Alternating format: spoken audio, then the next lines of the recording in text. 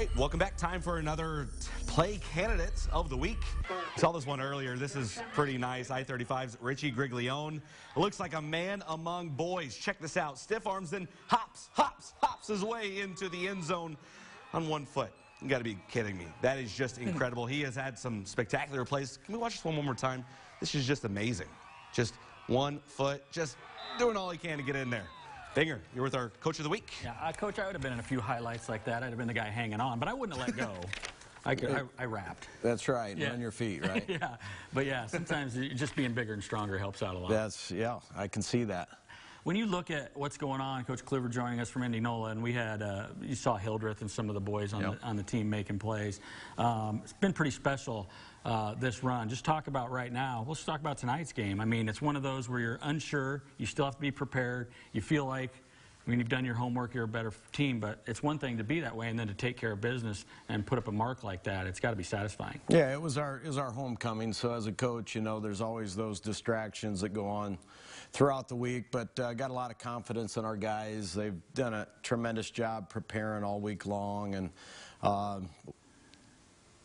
we're a little slow start for us, not as fast as we wanted to. It happens, doesn't it? Yeah, but we got things going in the second half, and the guys took care of business, did a great job. As a coach, and let's just talk about that point right now before we talk about some of your kids and get their names out there.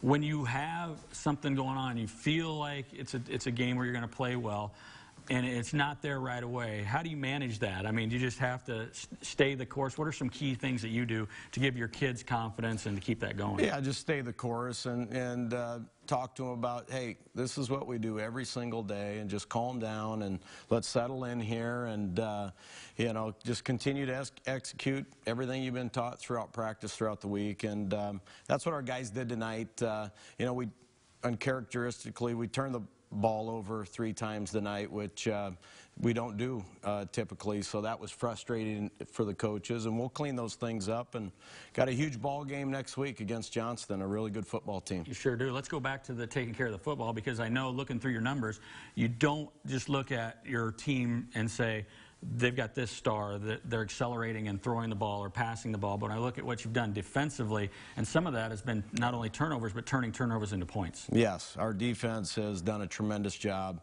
A lot of shutouts this year, and we're playing really well on defense.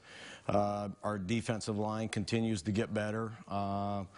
We return most of our back half of our defense, our linebackers, our defensive secondary, and we almost had another one tonight, but it got called back, pass interference. So you're right. Not only have we shut people out, but we've scored points defensively, which has been a huge boost for our football team. So do you feel like this Hildreth character that we see, he is a man. He is a man. He pretty much is the tone setter, isn't he? Really? I mean, is there some toughness in that kid? A lot of toughness, and you know, just comes to work every single day, and he definitely gets his work in for us. We give him the ball quite a bit, you know, but it's just not Dylan.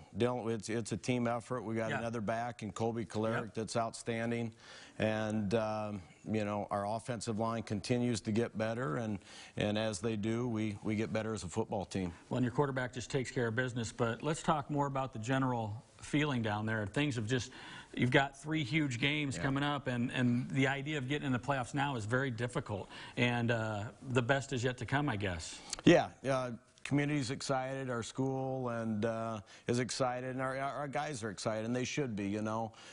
Being 6-0, I've been in Indianola for 15 years now, and can't believe it. And it's a first. So a lot of excitement. We understand what we have in front of us. A lot of tough games, and once again, it starts with Johnston Friday night. You know, we're enjoying it while it lasts. Well, we always appreciate the coaches coming in. It's a little bit of a chore. Hey, I keep forgetting G&L Clothing is just these fancy mugs, and they light up, too. So that'll get you over to Krause Cafe early in the morning, you know. I was down there seeing some relatives this week, so down in the hometown. So, hey, thanks for coming in. We always appreciate it. And if you ever need anything, you know, just send it up. They said we need an Indianola helmet, so that's up to your people. They're texting me. I'm like, they know where the station is. They can bring it. We can get you one of those new helmets. You talked about the LSU look, and awfully sharp. Yeah, it looks good. Appreciate you. Good. Best of luck to you. Yeah, thank you. All right, that's a wrap for right now. We'll be back more on the Friday Night Blitz right after this. Stay with us.